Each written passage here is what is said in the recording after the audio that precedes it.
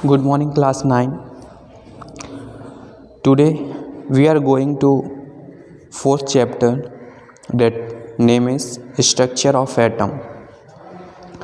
इससे पहले हम लोग एटम्स एंड मॉलिक्यूल्स वाला चैप्टर अच्छे से पढ़ चुके हैं और टर्म सेकंड में जो दो ही चैप्टर हम लोग को पढ़ने थे केमिस्ट्री में, structure of atom and atoms and molecules. Atoms and molecules वाला हम लोग का कंप्लीट हो गया था चैप्टर ऑफलाइन क्लासेस में। जैसे अभी स्कूल जो बंद हो गए हम लोग के, क्लोज़ हो गए, 23 तक गवर्नमेंट ने बोला है तब तक ऑनलाइन पढ़ते हैं स्ट्रक्चर ऑफ एटम। अगर खुलते हैं तो इसके बाद ऑफलाइन हम लोग पढ़ेंगे स्ट्रक्चर ऑफ एटम, रिवाइज करा देंगे। फ़िलहाल आज हम लोग देखते हैं कि एटम का स्ट्रक्चर कैसा होता है। एटम्स एंड मॉलिक्यूल्स में कई सारी चीज़ें हम लोग देख चुके हैं कि एटम डाल्टन सर के अकॉर्डिंग नॉन डिविजिबल पार्टिकल बताया गया, जबकि उसमें सब एटॉमिक पार्टिकल्स होते हैं जिनको हम लोग इलेक्ट्रॉन, प्रोटॉन और न्यूट्रॉन्स बोलते हैं। सभी लोग जानते होंगे कि इलेक्ट्रॉन पे नेगेटिव चार्ज होता है, प्रोटॉन पे पॉजिटिव चार्ज होता है, जिसकी डिस्कवरी इलेक्ट्रॉन की डिस्कवरी सभी लोग जानते हैं जे थॉमसन सर ने, प्रोटॉन की गोल्डस्टीन रदरफोर्ड सर का नाम आता है, और जो न्यूट्रॉन था चैडविक सर ने डिस्कवरी करी थी। तो इस चैप्टर में हम लोग एक्सपेरिमेंट भी पढ़ेंगे, कैथोड रे एक्सपेरिमेंट, कैनोल रे एक्सपेरिमेंट, किस तरीके से इलेक्ट्रॉन की डिस्कवरी की जे थॉमसन सर ने। एक ट्यूब लिया जिस पे कम प्रेशर किया गया, डिक्रीज़ किया गया प्रेशर लगभग 10⁻³ mm का, तो ये वाला एक्सपेरिमेंट पढ़ना है। फिर उन्हीं के स्टूडेंट हुए गोल्डस्टीन, जे थॉमसन सर के स्टूडेंट थे, उन्होंने डिस्कवरी की थी कैनोल रे यानी कि प्रोटॉन्स की।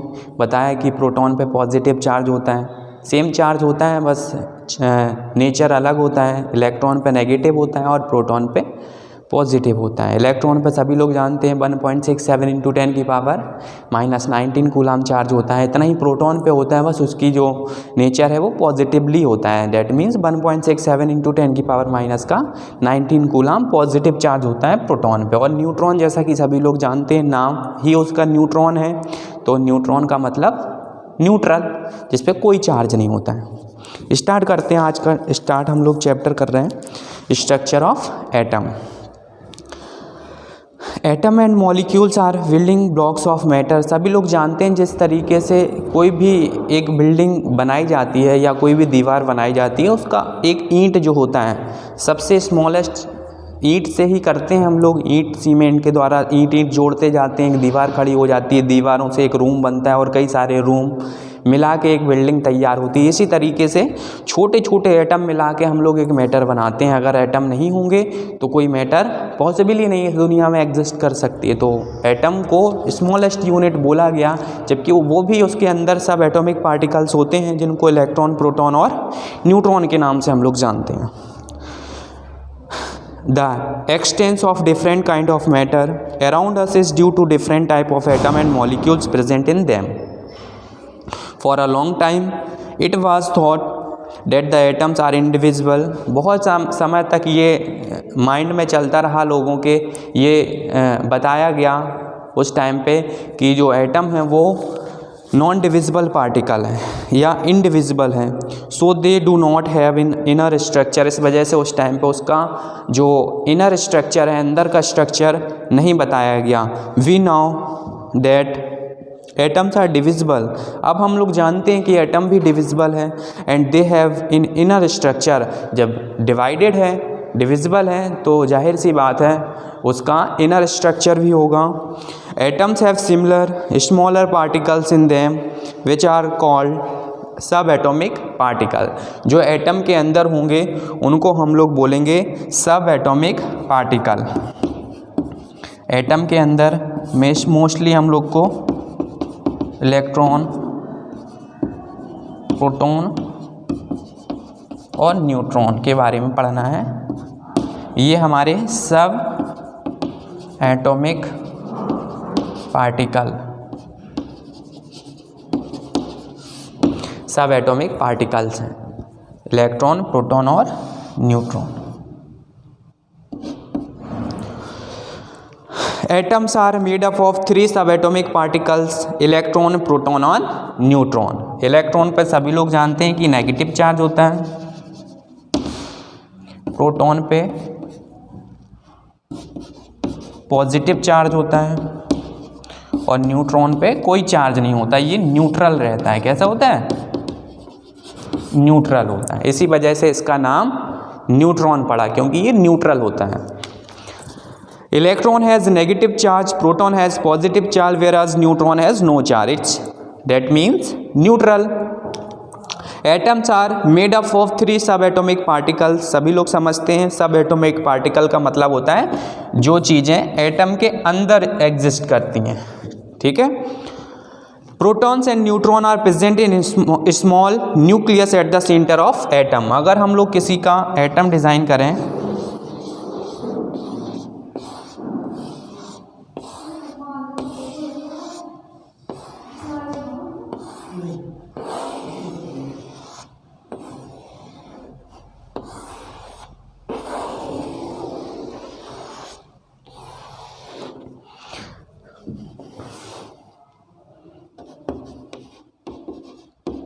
ये एटम बन गया और ये जो हमारा होगा सेंटर में, इसको हम लोग बोलते हैं न्यूक्लियस। क्या बोलते हैं? न्यूक्लियस। न्यूक्लियस का हिंदी में बोलते हैं हम लोग नाभिक।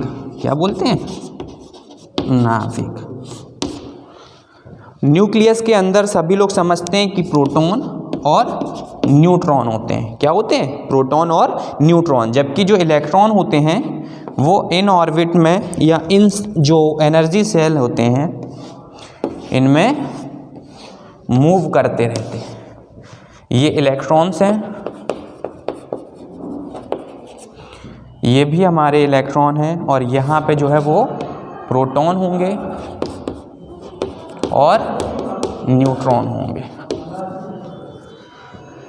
प्रोटॉन और न्यूट्रॉन सेंटर में होंगे जिसको न्यूक्लियस बोलते हैं, और एनर्जी सेल जो होते हैं न्यूक्लियस के चारों तरफ, उनमें हमारे इलेक्ट्रॉन रैपिडली राउंड अप करते रहते हैं, मूव करते रहते हैं। ये किसी भी एटम का एक स्ट्रक्चर बना है। The electron in an atom revolve rapidly around the nucleus in fix circular path called energy level और सेल्स। दैट मीन्स जो इलेक्ट्रॉन्स होते हैं वो एक फिक्स सर्कुलर पाथ में ही मूव करेंगे। मतलब ये वाला इलेक्ट्रॉन कभी इस सेल में नहीं जाएगा, ये वाला इलेक्ट्रॉन इस सेल में नहीं जाएगा। क्यों? क्योंकि इनका एक फिक्स पोजीशन होता है, उसी में रैपिडली मूव करेंगे, अदर सेल में नहीं जा सकते हैं।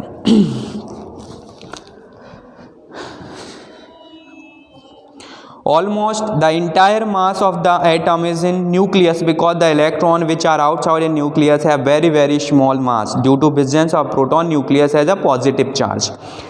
न्यूक्लियस में एग्जिस्ट करते हैं प्रोटॉन और न्यूट्रॉन। न्यूट्रॉन के पास कोई चार्ज नहीं होता है, जबकि प्रोटॉन के पास पॉजिटिव चार्ज होने की वजह से न्यूक्लियस का अगर नेचर कोई पूछे तो हम लोग बोलेंगे पॉजिटिवली चार्ज होगा। किसी भी एटम का जो न्यूक्लियस होगा वो कैसा चार्ज होगा? पॉजिटिवली चार्ज होगा। क्यों? क्योंकि न्यूक्लियस में इलेक्ट्रॉन एग्जिस्ट नहीं करता है और इलेक्ट्रॉन का ही नेचर नेगेटिव होता है, जबकि प्रोटॉन का नेचर जो होता है वो पॉजिटिव होने की वजह से न्यूक्लियस का ऑल ओवर जो नेचर हो जाता है वो पॉजिटिव हो जाता है। कोई भी एटम अगर कोई पूछे कि एटम जो है उसका नेचर कैसा होगा, तो हम लोग बोलेंगे कि एटम न्यूट्रल होने की वजह से। क्यों?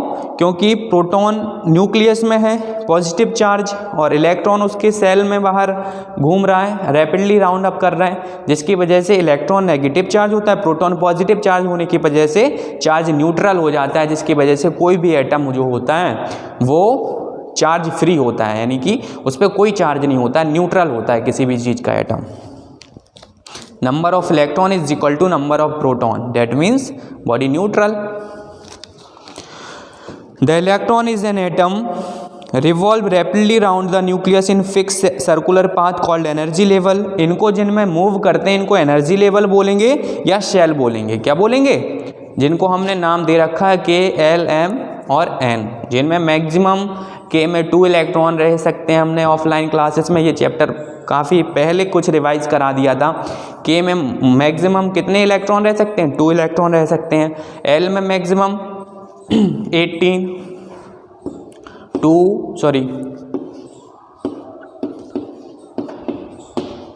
8 30 18 32। के में कितने रह सकते हैं? 2 एग्जिस्ट करेंगे, L में 8, M में 18 और N में 32। ये M है, KLMN 2, 8, 18, 32। Atoms of all elements are made up of 3 subatomic particles. सभी लोग समझ गए कि जितने भी एटम होते हैं, जो भी एटम होते हैं किसी मैटर के अंदर, उनके अंदर 3 सब एटॉमिक पार्टिकल्स होंगे, जिनको हम लोग इलेक्ट्रॉन, प्रोटॉन और न्यूट्रॉन के नाम से जानते हैं। Atoms of all elements are made of 3 subatomic particles, electron, proton and neutron. Hydrogen atom is made up of only 1 electron and 1 proton. Hydrogen का जो एटम होता है उसके पास एक इलेक्ट्रॉन होगा और एक ही प्रोटॉन होगा, क्योंकि हाइड्रोजन का, इसीलिए तुम लोग देखा, सभी लोग जानते होंगे कि हाइड्रोजन का एटॉमिक नंबर 1 होता है और 1 होने की वजह से 1s1, इस पे इलेक्ट्रॉन कितना आया, 1 इलेक्ट्रॉन है तो प्रोटॉन भी 1 ही होगा, तभी तो इसका नेचर न्यूट्रल होगा। तो हाइड्रोजन केवल एक ऐसा एलिमेंट है जिसके पास एक इलेक्ट्रॉन और एक प्रोटॉन होता है, यानी कि 1 electron and 1 proton.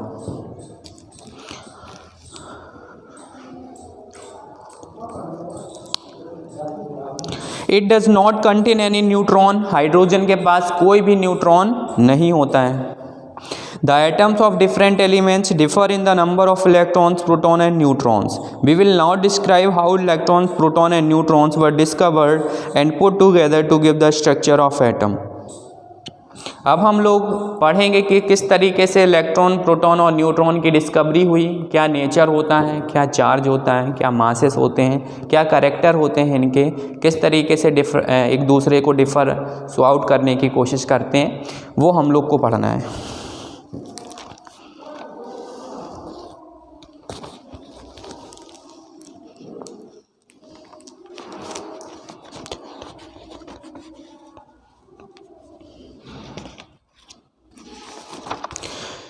Charge particle in matter. If we rub a comb in dry hair, then this comb attract a small piece of paper, and if we rub a glass rod with a piece of silk,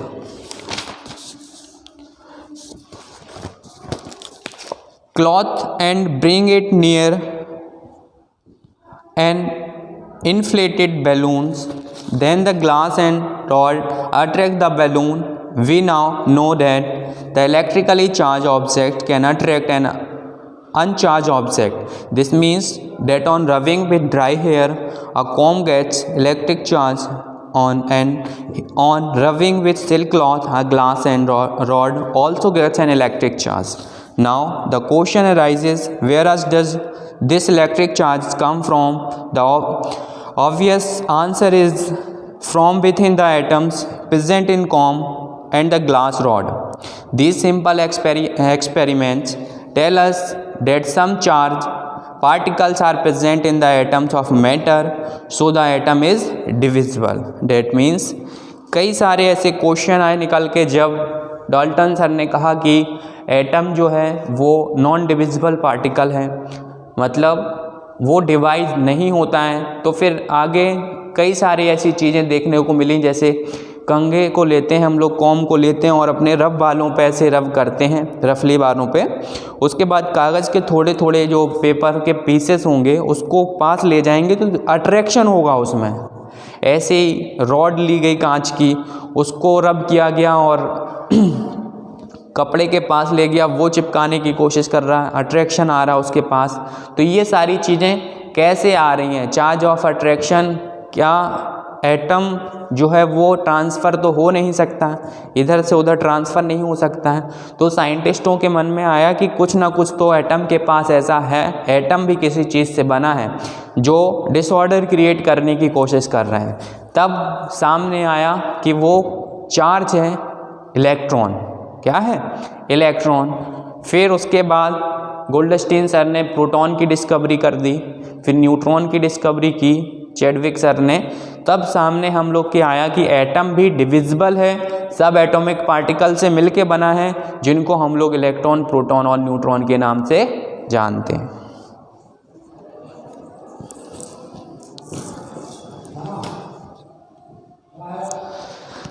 तो start करते हैं discovery of electron. The existence of electrons in an atom was shown by Sir J.J. Thomson in 1897। 1897 ईस्वी में J.J. Thompson sir के जो नाम के एक वैज्ञानिक हुए, उन्होंने जो इलेक्ट्रॉन हैं उनकी डिस्कवरी के बारे में, या डिस्कवरी एक एक्सपीरियंस लोगों में बताया। जब उन्होंने एक एक्सपेरिमेंट किया, उन्होंने एक कांच का, ग्लास का एक ट्यूब लिया ट्रांसपेरेंट, जिसके अंदर लो प्रेशर किया और हाइड्रोजन गैस को भरा। 10 की पावर लगभग -3 mm ऑफ Hg, जो कि नॉर्मल एटमॉस्फेरिक प्रेशर हम लोग समझते हैं जिसको, तो वो लगाया। और जब उस पर लगभग 10,000 यानी कि 10,000 वोल्ट का वोल्टेज दिया गया, एक कैथोड और एक एनोड प्लेट लगाई गई उसके अंदर। जब ये वोल्टेज दिया गया तो उस ट्यूब के अंदर, कांच का जो ट्यूब था ट्रांसपेरेंट, जिसके अंदर बहुत लो प्रेशर किया गया था वैक्यूम पंप के द्वारा, तो उसके अंदर कुछ डिसऑर्डर क्रिएट हुए। कुछ रेज निकली जो एनोड के पीछे जाके टच कर रही थी, ग्लो कर रही थी। तब सर J.J. थॉमसन ने दुनिया को बताया कि एटम जो है वो डिविजिबल है, क्योंकि हाइड्रोजन जब उसके अंदर भरा गया तो इससे इलेक्ट्रॉन निकले और एनोड के पीछे वो लाइट कर रहे, इमर्ज कर रहे, जल रहे थे। जिसका मतलब क्या है कि एनोड की तरफ जो जा रहे हैं वो कहीं ना कहीं कैथोड से निकले हैं। तो उनको नाम दिया गया कि जब नेगेटिव प्लेट से गए हैं, नेगेटिव चार्ज से उधर की साइड गए हैं, तो उनको नाम दिया गया कैथोड या कैथोड रेज, जिनको हम लोग इलेक्ट्रॉन की डिस्कवरी के लिए माना जाता है। इस तरह से दुनिया को इलेक्ट्रॉन की डिस्कवरी मिली। बाकी हम लोग डिस्कवरी ऑफ इलेक्ट्रॉन और प्रोटॉन एंड न्यूट्रॉन तीनों एक साथ अगले वीडियो में डिस्कस करेंगे। आज के लिए थैंक यू।